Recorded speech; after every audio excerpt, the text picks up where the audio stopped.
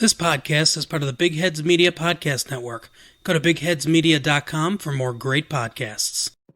Welcome back to another edition of Pistons Thoughts. I'm your host, Jordan Letterman, and today we have our special guest, Tyler Dunn, back. He is the man who sold Dion Waiters those gummies. Tyler, welcome back. How are you doing? I'm doing a lot of great work for Mr. Pat Riley. As everybody knows, $24 million is owed to one Dion Waiters. That is 10 games we do not have to pay him. That's a nice little bit of money back towards the cap. So when we get that nice little veteran sign in the February time, it will be great. We'll get a nice veteran on that veteran minimum when we're fighting for the playoffs. So you guys are welcome. Pat Riley, slide in the paycheck. All right. Enough about the heat. Enough about the heat until later. Slide it in my pocket, baby. 1.2 be real nice for those student loans. Oh, my God. Let's talk about the Pistons for a little bit, and then we'll go into the general NBA, your little specialty. But I'd like to get your thoughts on some of my thoughts on some of my Pistons thoughts. That's crazy. So the Pistons are sitting at 4-9 right now. Mm-hmm. Not a good start considering they've had a really easy schedule to start the year. Mm-hmm. Now, two huge things, actually three: turnovers, defense, and injuries. Pistons are second worst in the league in turnover rate. They're fourth worst in defensive rating. This team couldn't stop you and me from getting to the basket if they had everybody they've been playing on the floor. It's not good. Mm-hmm. And I'm not one to say let's tank. I'm not one to say let's panic. But every bad loss at this early in the season, we're inching closer to panic mode. Are you ready to hit the panic mode button? Are you nervous, Jordan? What I've done is I've taken off the plastic casing around the panic button, and it's ready to press. I think things are not as good as I want them to be. Especially, here's the biggest problem, is the Pistons have had a really easy schedule so far, and it just gets brutal the second half of the year. And I understand you got some injuries, some big injuries, but that's something that you need to play through. But here's the sort of excuses I'll make for them. Blake Griffin has played 2 games this season. Rusty as hell. He is the Blake of the year, by the way. Blake of the year. Right, exactly. He's coming off of that. You got to give him a minute to get recalibrated for the NBA season. I mean, playing 2 games is pretty much his preseason, so it's going to take him a few more games to really get into it. Reggie Jackson has been out for most of the season as well, and that leads to a lot of the turnover issues. A lot of people don't like to admit that Reggie Jackson is important to this team, and I understand. He's been injured the last 3 seasons. He's a big part of our success and our fails. But he's your best ball handler. At the end of the day, he's your starting point guard. You need him healthy. Mm-hmm. And our boy Derrick Rose has also been hurt, also been turning the ball over, but overall, he's been fantastic. But at the end of all of that, 4-9. It's not going to cut it. Even in the weak Eastern Conference, it's not going to cut it right now. Well, the thing that hurts the Pistons, and this is just my perspective on it, is that you want to have a close to 500 record against your own conference because we all know what the West is made of, right? If you have a winning record at home and a halfway decent conference record, especially in the East, that means you can go against the Lakers, you can go against the Clippers, and you can go against these top teams in the West and lose to them and just pick off the bottom of the barrel like the Memphis Grizzlies, for example. You can pick them off. You can win a couple of games, go on a nice little roll. You know, the Warriors, who would have thunk a number 1 team last year in the NBA Finals and only got 2 wins on the season and are on pace for a lottery pick. And, oh, by the way, guys, that's top 5 protected. So the Warriors could come back next year, roll it back. Russell, they could roll back Clay, cousin Draymond. You think D'Angelo's going to stay there for the year? You think he's there through the year? It depends on how good the offer is, by the way. If an offer comes in good, and I mean, think about it. Paul George is getting, 4 first-rounders from the Clips? I mean, if that's what the going rate for an injured star is, and Russell has proven that he's had a really good season with Brooklyn last year and a good start to this one, obviously injured for the next 2 weeks, but it could be pretty possible. But back to the Pistons. You have to have a good conference record. That is important. And what really hurts them, you can't be losing to the Bulls and you can't be losing to the Wizards. That's big. Or the Hornets. Well, Yeah, especially. I mean, I know they've been playing well. Don't get me wrong, but you can't lose that game. You got to beat those teams. I mean, you beat the Pacers twice. That's the team that's going to end up making the playoffs in the Eastern Conference. That's good, but you can't follow it up with 2 defeats to 2 poorly coached teams like the Wizards and the Bulls. You just can't. Speaking of poorly coached, I am a big Dwayne Casey fan for the most part. Really happy that he's here. I think he's set a great foundation. He has done some great things with our young players. But his in-game adjustments, basically what got him fired from Toronto, are infuriating. But here's the thing. I know it's tough. You have new guys coming in and out of the rotation every game, seemingly. You're without your 3 of your 5 best players. And so it's tough, and I get that. And I'm not understating that. But some of his in-game adjustments, when you can't do anything defensively, you got to switch it up. When you're playing Thon Maker over Christian Wood consistently, who Thon, for the most part, has been absolutely useless. He's had 2 decently solid games, and I understand Christian Wood has his defensive issues. He's lost some possessions. He loses his assignment and can't really figure out where he's supposed to be. That's a problem. I get that. But you know what you get with Thon. Yep. With Christian Wood, there's a huge offensive upside. He provides a spark. In every game, seemingly, Thon Maker comes in the game. He's last year's Jose Calderon. He comes in the game, the lead evaporates, and that's the end of the story. But his rotations have been not the best in-game. His adjustments in-game have not been great. Game to game, he's been fine. But in-game adjustments, he's cost us a couple games. And it's tough to put blame on a coach, again, who's playing without 3 of his best 5 players. But Dwayne Casey, he needs to learn how to make these in-game adjustments. And as you mentioned, it's one of the reasons what cost him his job up in Toronto. And which, and the crazy thing is, what was he when he got fired? He was the coach of the year. Hold on. Yep. The man was the coach of the year, and they fired him, right? They were like, you know what? I don't think this is a championship contender coach. And that's not being mean to Dwayne Casey, but that just kind of tells you that where he was in the vision of the hierarchy in Toronto. And you mentioned it, injuries, big problem. When you don't have an all-pro basketball player, a guy that you can count on day in and day out, like Blake Griffin, and you have a proven scorer in Derrick Rose, and the injury problems have been an issue.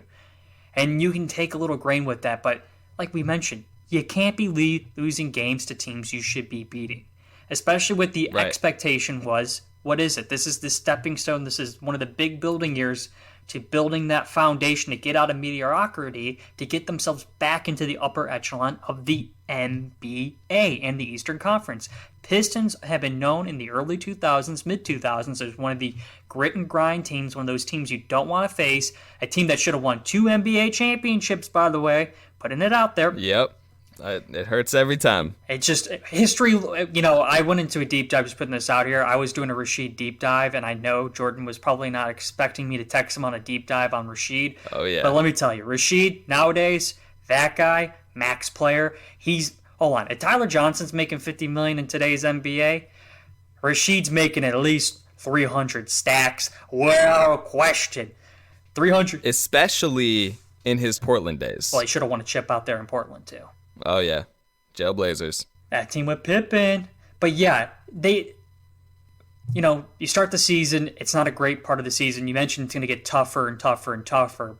But you guys have also played a lot of back-to-backs. I think that is something that's hurt the Pistons too. And I think they played the most games in the NBA. Yes, and that is also something that hurts a team as well. But I would rather have all my back-to-backs and have a majority of my back-to-backs in the first month and a half of the season than having it in the last 6 weeks of the season, which is some. No, I do agree. Yeah, but is the hole might be getting too deep. So here's the thing. Here's the silver lining, sort of.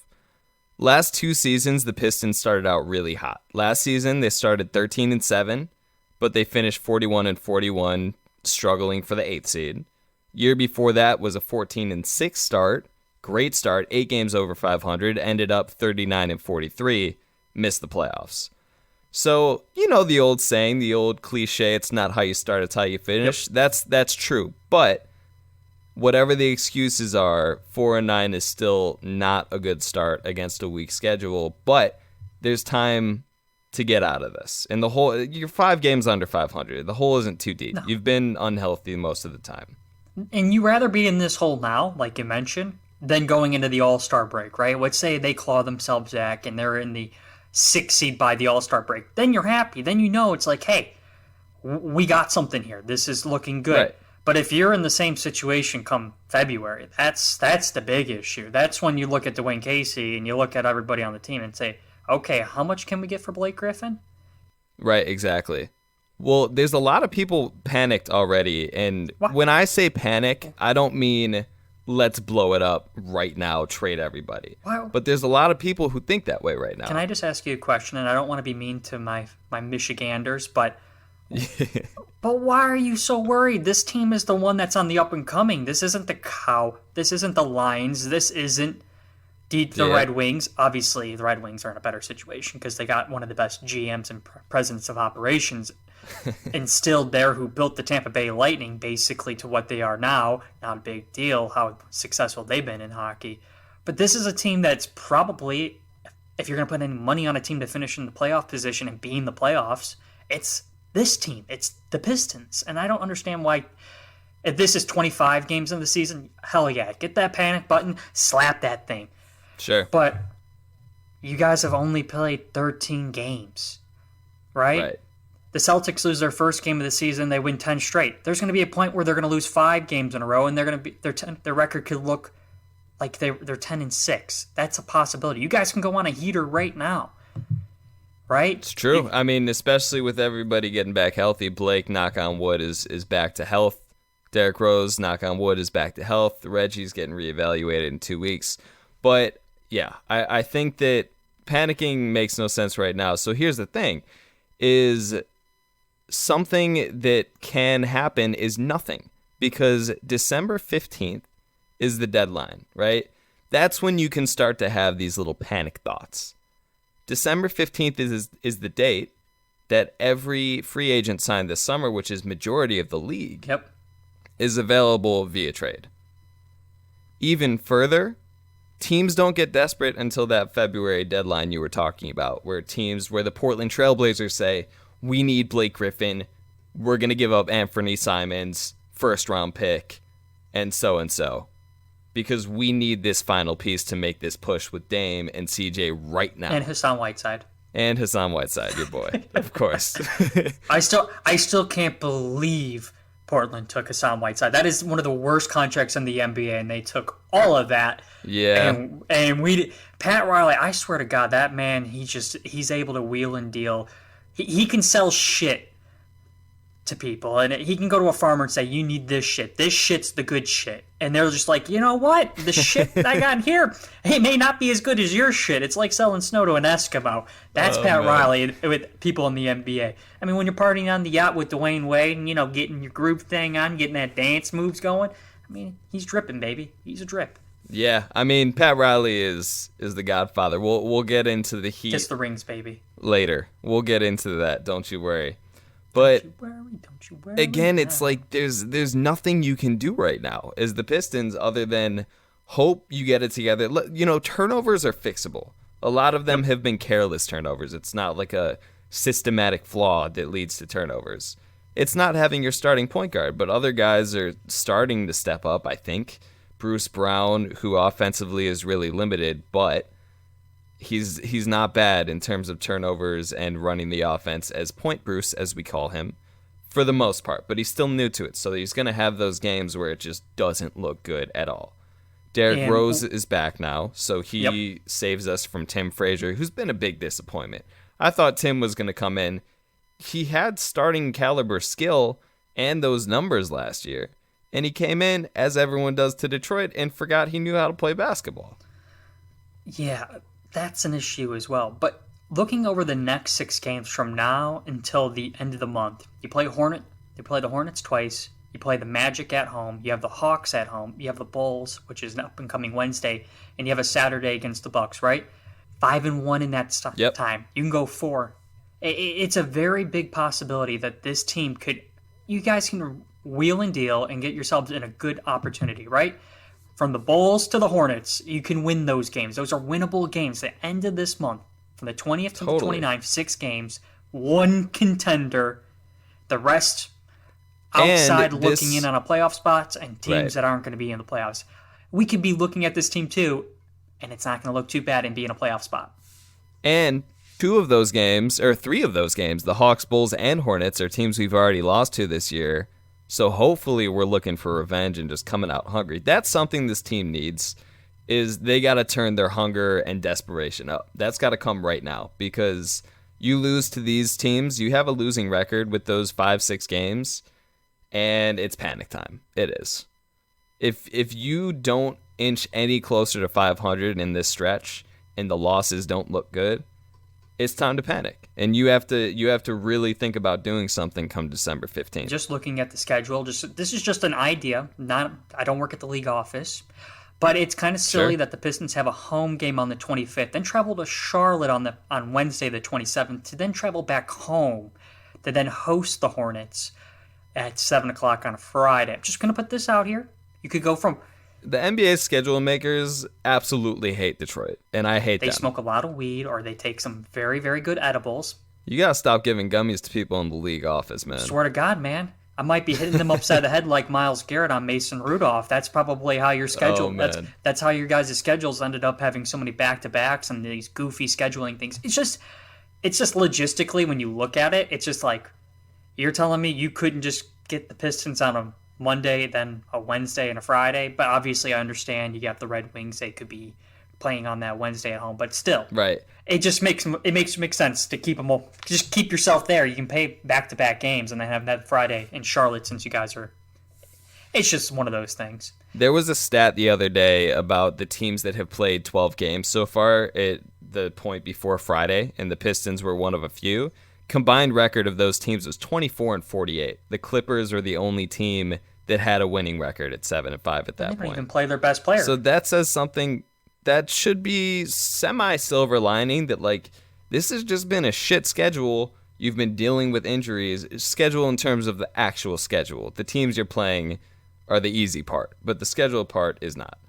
But I think there have been, even through all of this, the nonsense, the bad losses, there have been a couple pretty nice silver linings. You got Andre Drummond, who for the most part has looked like the best center in the league.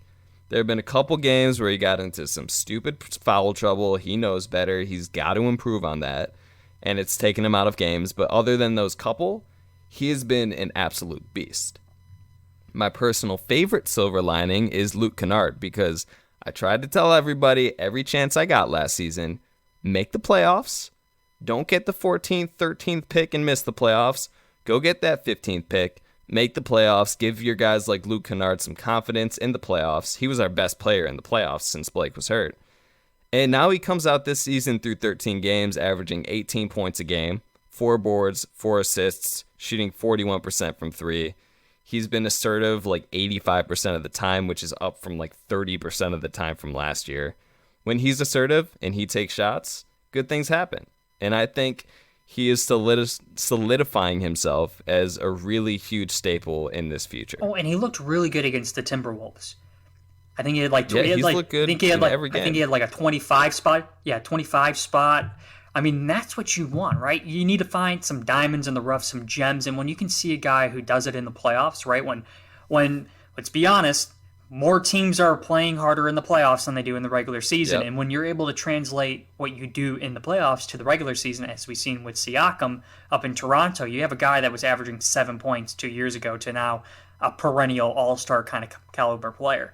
I'm not saying Luke Kennard is going to be going from 7 to 25, but you're talking about... He went from 9 to 18 so far. Which is a huge leap, but also his ability to spread the floor, hit three-pointer, especially in today's NBA. J.J. Redick makes a lot of money hitting three-pointers and standing in a corner. Oh, yes, and Luke Kennard could have one of those careers that he can be a good starter on a great team, as we saw with J.J. with the Clippers, and we can see Luke develop into this great 20-plus a night and just be a goddamn assassin when he's hitting those jumpers. Yes. And I know, I see it on the Twitter too. Music to Pistons fans' ears. Well, here's the crazy thing is that I look on my social media and there's a lot of Piston fans that I follow, and the Luke Kennard fan club is alive and well. Trust me, I see it. Did you miss it? and he'll say Pistons Thoughts, and he'll say Eli, and he'll say all these people. The people that come for the support group, and it's a Luke Kennard fest. I swear to God, it's grown men like they're on Pornhub and they're looking at Mia Khalifa. It's basically Pistons fans when they look at Luke Kennard on Twitter. Oh man, the impressions that man gets, it's huge. And I know he's listening right now, Luke. Listen to my sweet voice. You are the Mia Khalifa of Pistons Twitter.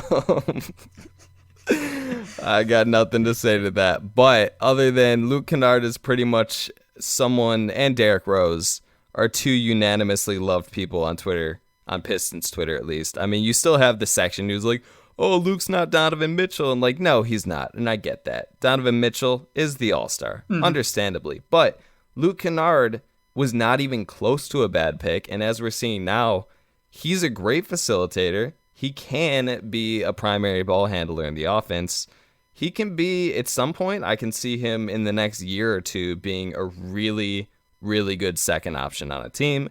Maybe one day he gets to number one. Jury's still out on that. But, I mean, Luke Kennard is the man, and I'm excited about that. But you mentioned Siakam, and I'm going to mention our number 15 pick who gets a lot of comps to Siakam. Yep. Sekou Doumbouya, who's with Grand Rapids right now, and he's been having a pretty good season down there in Grand Rapids in the G League as well. I've been seeing a lot of great stuff about him. Exactly. And I know everyone's like, "Well, why isn't he playing?" Yada yada. Sometimes you have a draft pick like that. You want him to play 25, 30 minutes a game. You don't want him to be playing 5 to 15 minutes in games where it's a blowout. If that. Exactly. You don't want him to be under that stress and duress of having to, I only have 7 minutes, I need to go out, and then he just goes 1 of 7, and you're like, okay, do we have a bust on our hand? Ooh, he's a bust. Yeah, it's not good for him. It's good for him to go and play 25 minutes, 30 minutes in the G League against people that he's a little bit better than, and he can assert himself, work on a few moves, and it obviously will elevate him whenever the Pistons decide to bring him up to the big roster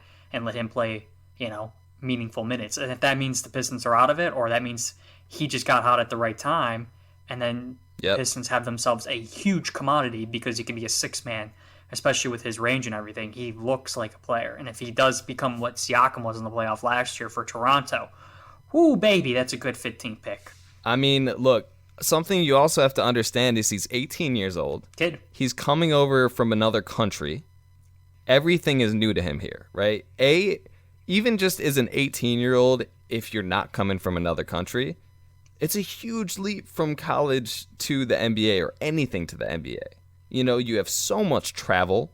You have so many more games, more practice time, all that fun. But he's coming over from another country, so there's a huge learning curve instead of in terms of English, communication, basketball language. There's a lot he has to learn. And the most promising thing to me is that each game I've watched in the G League of him, he looks more and more comfortable. He's starting to know where he's supposed to be in more situations on both ends of the floor. He can score. He has got some raw talent that you cannot teach. And it's the intangibles. It's starting to become refined. Yeah, exactly. It's the uncoachable things. Those physical attributes, you can't teach it. And it's one of the things that the Bulls saw in Jimmy Butler. They saw this guy that had great work ethic, who was getting 9 points a game, and look at where Jimmy Butler is now, a max player in the NBA because of hard work and dedication. Exactly. And that's something that could help the Pistons as well, is that, remember, you guys aren't playing to win now. And I think sometimes fans are like, well, my 15 pick, he's not playing, he's not worth it. And it's like, well, at least not with him. Yeah. But there's a lot of fan bases. Well, my draft pick, my 7th overall guy, he's a bust because, well, he went 2 of 13. He ain't worth it, man. You judge him 2-3 years from now. If he's still in Grand Rapids 2-3 years from now, then you can get your bust out. But we know he's not going to be there in 2 to 3 years. No, and that's the thing. Are you guys winning the NBA title this year? No. So shut the fuck up. Support for Big Heads Media comes from Manscaped, who's the best in men's below-the-belt grooming. Manscaped offers precision-engineered tools for your family jewels. Jingle balls to the walls, fellas, listen up. Untrimmed pubes are a thing of the past. It's time to gear up and get yourself the gift of shaving this holiday season. I'm talking about the Manscaped Perfect Package 2.0. This revolutionary company, Manscaped, has redesigned the electric trimmer. Their Lawnmower 2.0 has proprietary advanced skin-safe technology, so this trimmer won't nick or snag your nuts. It's also waterproof, so you can use it in the shower. These products smell good. Their manly scent is attractive and will help set the mood, if you know what I mean. The perfect package will also come with a pair of Manscaped boxer briefs that'll keep your junk feeling fresh all day. It's time to upgrade those overused pair of boxers to Manscaped's high-performance anti-chafing boxer briefs. 'Tis the season to Manscaped, so get yourself, your dad, your brother, and your friends the best gift of all, the Manscaped Perfect Package 2.0. Get 20% off plus free shipping with the code BIGHEADS at manscaped.com. Your balls will thank you. Again, get 20% off and free shipping with the code BIGHEADS at manscaped.com. That's 20% off, free shipping at manscaped.com. And use code BIGHEADS. Clean up your nuts and make Santa proud this year. I wrote an article about this on Piston Powered, mentioned it on my last podcast. The Pistons have unrealistic expectations. The Pistons, yeah, they just have a decision to make come either December 15th or the trade deadline. Are you going to go out and grab another all-star? Do you have the assets, and are you willing to use them to grab him and win now with Blake Griffin and Andre Drummond? Or is it time to start over? And maybe you don't have to go full rebuild, but that means you move on from Blake Griffin. You probably don't re-sign Andre Drummond. And you build around Luke Kennard and Sekou and Bruce and just hope that that's a good enough nucleus with the assets you get, to rebuild, retool. So they have that decision to make. You can't make that right now, as we said. It's way too early, and there's no point to make it now. You got to see how this team looks healthy. How many years does Blake have left? Is he a free agent in the summer, or is he 18 months? Nope. He's 18. So you still have him for another year and a half before you really have to make that choice. Right. And the problem with Blake Griffin is that if you're going to get rid of Blake, you have to get rid of him probably this winter because because his value goes down because he's a guy with injury history. Even this season, he's missed every game but two, and that's what's going to hurt them in their valuation. But if you can get a team desperate enough and somebody that's willing to just cash it in. That's what I'm saying about February. You got to wait till then because that's when teams are like, ooh, we really need that last piece. Blake Griffin is an all-star, played like an MVP-type player last year, and he is the missing piece right now if he can stay healthy. Mm-hmm. He's the difference between a 45-win team and a 35-win team. He really is. Exactly. And that's a huge difference in the NBA, as we both know. But also, you're looking at a team who might be like, ooh, we need a big man, Andre Drummond, right now on an expiring deal, not a huge commitment to him right now. If he helps, you give him the bag. If he doesn't help, I guess you let him walk.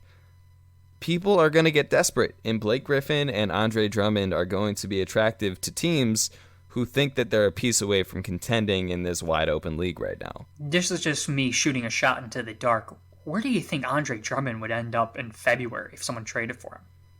Like I'm trying to do like the analytics in my head of like who would actually trade for him. Like I can see Boston, like that's a possibility. Yep, they need a bit. I mean, he would after do losing good Al for Horford. Boston. Yeah, he would be great. I mean, he doesn't have to play, but he can start and be just an absolute monster.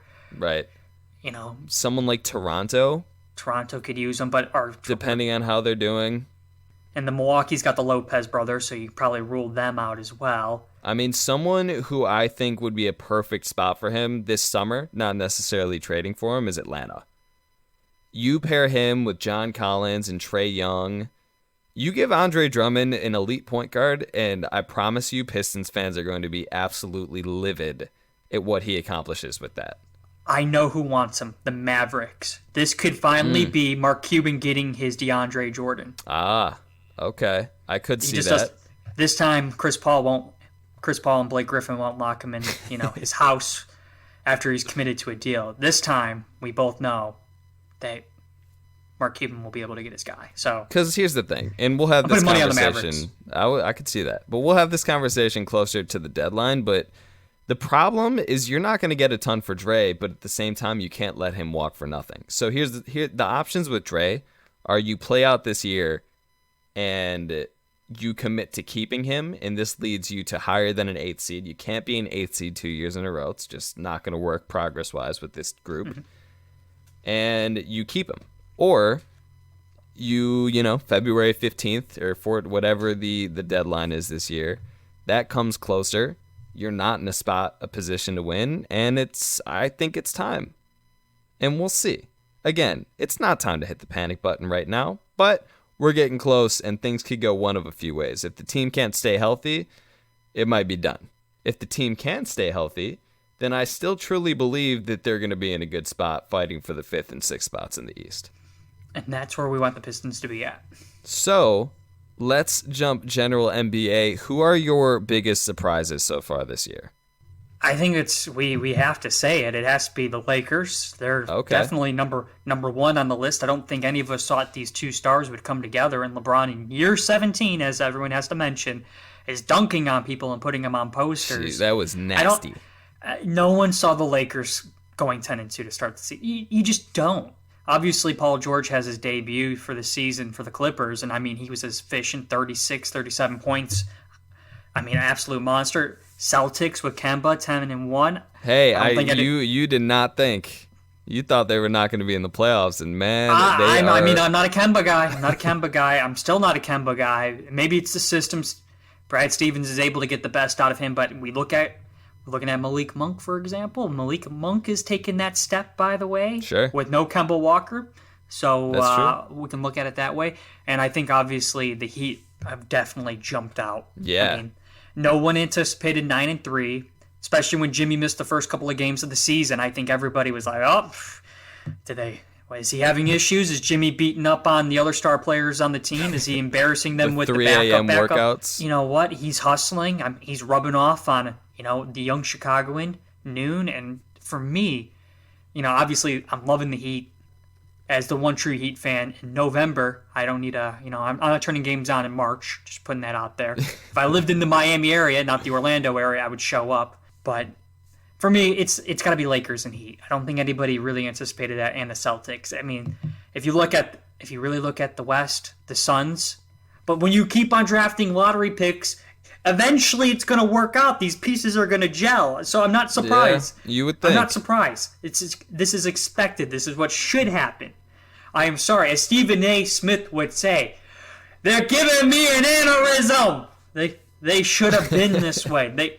I'm sorry, but when you are the number 1 pick, the number 2 pick, the number 3 pick, you need to finally put it together. You just, it frustrates me because when you fuck up on purpose, like they fucked up on purpose, and they didn't even do it. It isn't like, okay, let's explain it. The process was to tank to get good. The Suns tanked because they're morons.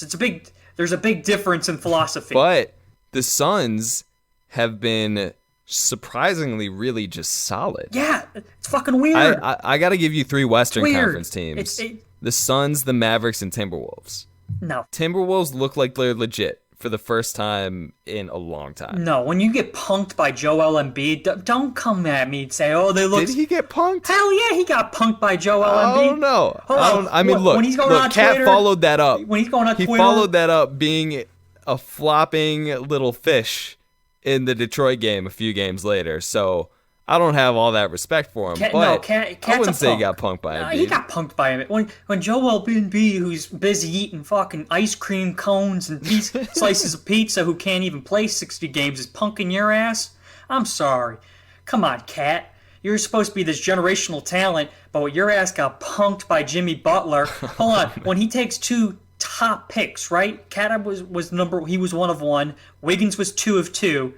1 of 2. And your ass gets punked by Jimmy Butler? Your team's not serious. You're the 8th seed. Congratulations. You've played yourself. You haven't been. We'll see. You haven't been good since Garnett. They've looked good. Yeah, but I look good too. When I look good too. Don't let it be tripping. I can look good too sometimes. You look good in the right light. Let me tell you, that 7-6 looks good, but let's be honest.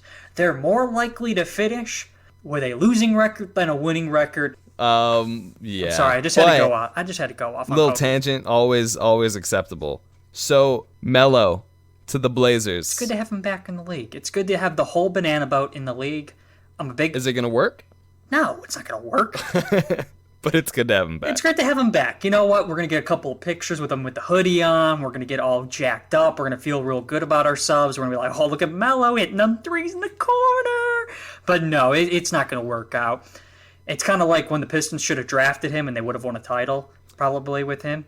Well, well, if they drafted him, they probably don't trade for Rashid, who we got to talk about earlier. But they probably would have gotten Rashid because he would have... Remember, NBA was different back then. Maybe would have affected the minutes Tayshaun would have gotten, but they still were really good in 04 and 05, so they would have at least... Larry Brown wasn't a rookie guy. Yeah. I don't think he was going to play Melo that much. I mean, you saw the Olympics that summer, too. Him and Melo, it just wasn't working. I just think Melo would have been better off in Detroit. Long term, absolutely, raise your hands, but he would not have got off to his fellow hot Detroitans, start. my Michiganders, raise your hand. No, I agree. Raise your hand in support of Tyler. As we say, Melo's career should have been 100 times better because we saw what Melo did with one Chauncey Billups in Denver. And we could have brought that to the great city of Detroit. And the Motor City basketball team would have been driving rampant through the mid-2000s into the 2010s. And they should have been having battles with LeBron, not the fucking Pacers. Yeah, I agree. Look, I agree, but I do think it would have made the 24 title a little dicier. I think things right off the bat would not have been as good as they were, but I don't think we would have trailed off as long and hard as we did. We wouldn't have been in a decade of mediocrity. Nope. I can tell you that, because either A, you just have Melo and you're a perennial conference contender, or B, by year 6 when things started to trail for the Pistons, or B, he wants out, fine, and you get a good package back. And you can actually properly rebuild, because that's something the Pistons have not done this entire time. And I get it. I've been resisting the last few years. But right away, I would have rather rebuilt than got Charlie Villanueva and Ben Gordon. You said it. But here we are, 10 years later. You said it, I didn't. Oh, for sure. I mean, look, I'm always anti-tank. I think tanking is ridiculous, especially with the new lottery odds, because tanking doesn't reward you as much as it used to. Yep. But, again, this year, I'm still never going to say tank, but it's time to make a decision in the next couple months. Here's the thing, though. Things could turn on its head. The Pistons might have an offer available where they can grab an all-star type player to pair with Blake and Dre, and then you have a really good team. Yep. I posed this question: what happens when Andre Drummond becomes the third best player on the team? You have a contender, or at least a conference contender, depending on who the other player is. So this team is closer than people think it is to being good, but they're also an injury away from being in the bottom third of the league again. You also have a Giannis problem. Yeah, he's really there. You got a Giannis problem. You don't have a Ben Simmons hitting three-pointer problem. Oh no, you just have no. You just have a Giannis Oh god, problem. I trust Andre Drummond shooting threes more than Ben Simmons, and because here's the thing, I don't think Dre's had. Did you see that video from him? By the way, someone recorded him. He was just breaking three after three after three. It was kind of depressing. Not gonna lie. Look, Ben Simmons is a really good player. You can't deny it, but it's just shooting doesn't look like it's ever gonna come around for him. Well, it's great that people have finally stopped saying, oh, he's the next Magic, because let me tell you, it was embarrassing. People were comping him to Magic Johnson. Yeah, but it is what it is. Long story short, summed up this podcast, the Pistons are in a difficult position. They have a decision to make. Things could go really good coming up, or it could be the end of this. Kind of like Matthew Stafford in Detroit. Yeah, there's a lot. Detroit sports are not in the best place in the world right now. Oh, by the way, just going to put this out here. Eric Spoelstra is the best coach in the Eastern Conference. Fine. No argument from me. I just like saying that out loud because it's true. You just have to speak it into existence. I will let you do that. And with that, we will wrap things up. Tyler, thank you for hopping back on the show. Pistons fans, I promise you that something's going to happen, good or bad, is what it is. We'll figure it out together, and that's the journey. And I ordered my pizza, so yeah. So the day keeps getting better. All right, Tyler, see you next time.